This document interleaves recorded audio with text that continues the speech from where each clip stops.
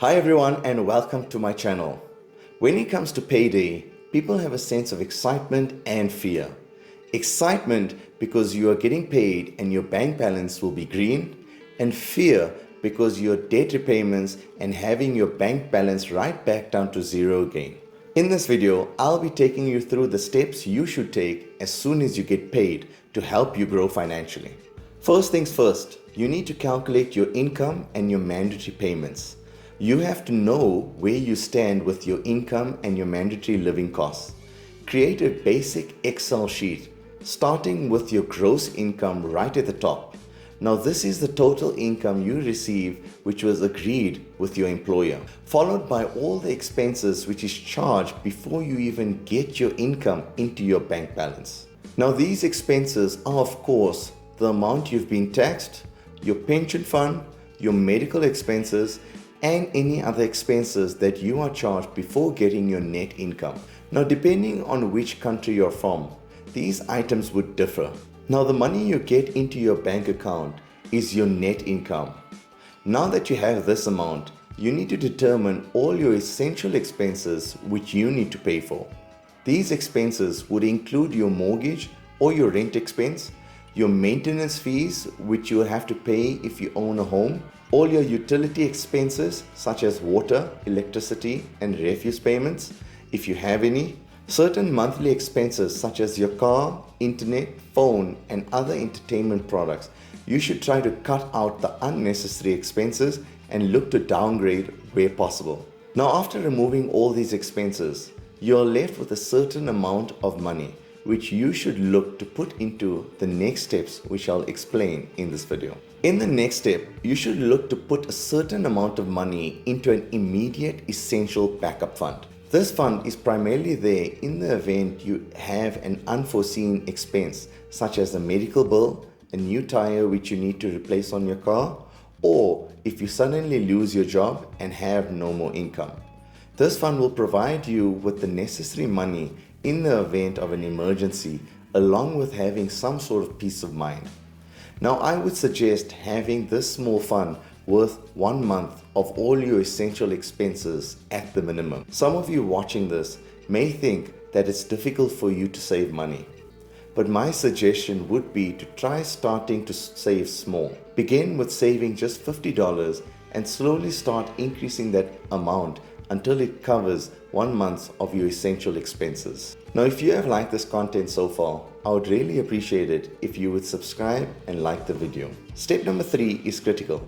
This step involves paying off all your high interest rate debts. People get into the habit of taking out a loan and making it a norm, not realizing the long-term negative financial effects this can have in your life.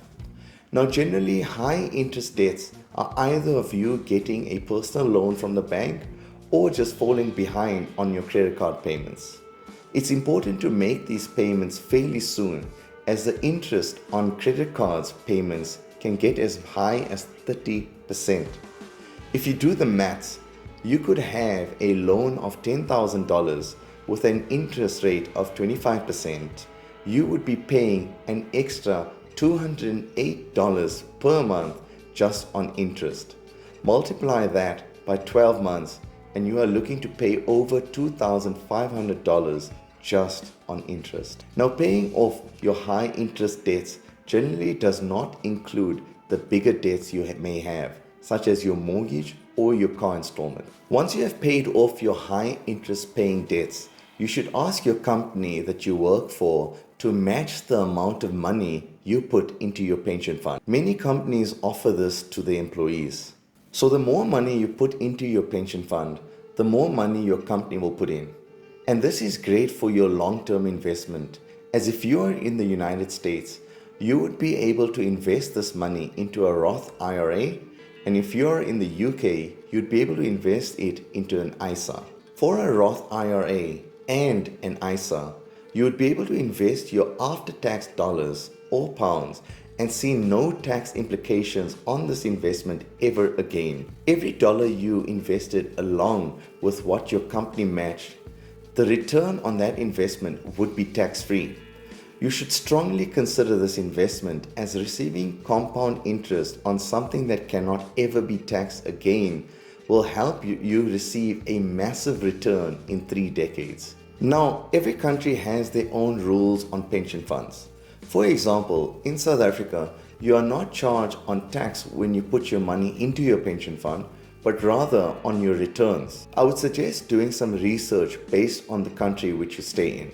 Now, you have already put money into your essential fund in step number 2.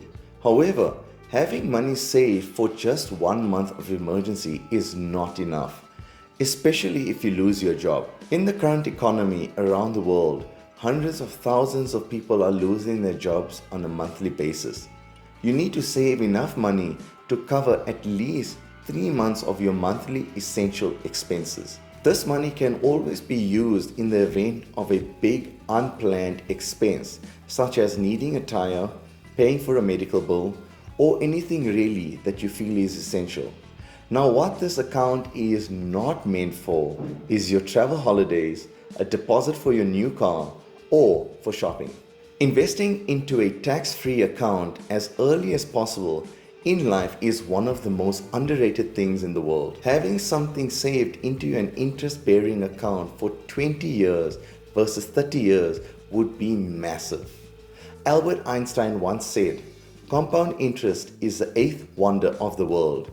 He who understands it earns it, he who doesn't pays it." As you can see from this image, compound interest's most spectacular effects occurs years later. Just to illustrate a little further on why it is so important to start investing early, I'll show you 3 different examples on the effects of starting to save from the age of 20 versus 30 and 40. Let's assume an average interest rate of 80%, which can easily be achieved from an S&P 500 index fund. To have $1 million saved by the age of 65, if you start investing from the age of 20, all you need to do is to have saved $2,581 per year, or just $215 per month. Now, in contrast, if you start investing that same amount from the age of 30, you will end up with less than $480,000 at that same time. And if you start saving that same amount of money from the age of 40, you will only end up with just $203,000 at the age of 65. Well, there you have it. Those are the 6 steps I take every time I get paid, and it has helped me grow my financial position. Now, if you have liked this video, then please consider liking and subscribing to my channel. I will really appreciate it.